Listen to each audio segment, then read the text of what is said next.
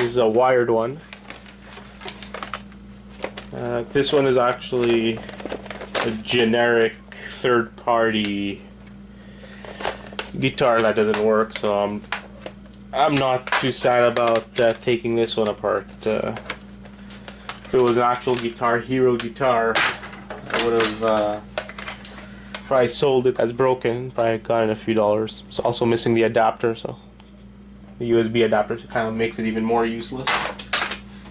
So let's open this guy up and see what's in there.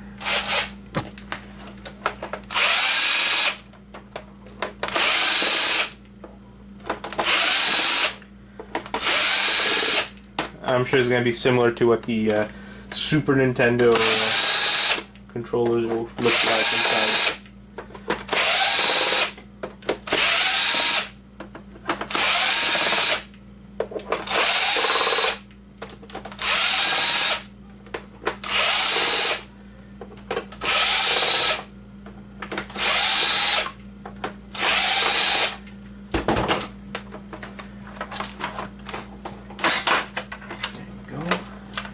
That pretty easy. There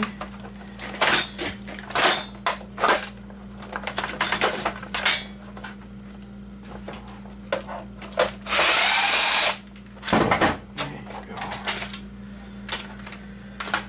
So what we have here is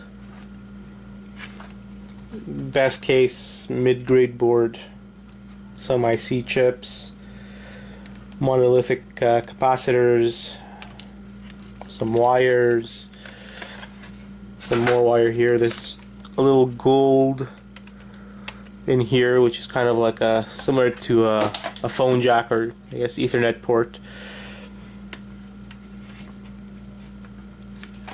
And that's pretty much it. Pretty basic. So nothing too special over there. So that's my little mini video game scrap lot. At the end of the video, I'll probably do a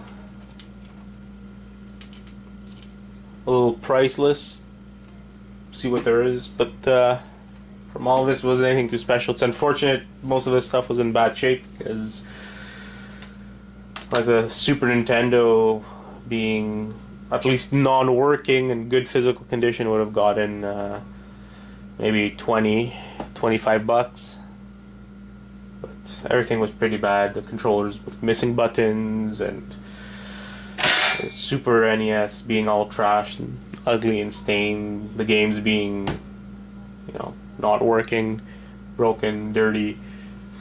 Same thing with the guitar. Like I said, the guitar, if it was an actual Guitar Hero guitar, probably would have been worth 20 to 25 non-working.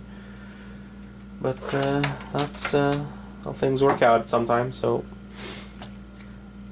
if you guys have any questions, let me know. Talk to you guys soon. Like, subscribe, share any information you guys might think is pertinent to video game stuff, and enjoy. Talk to you guys soon.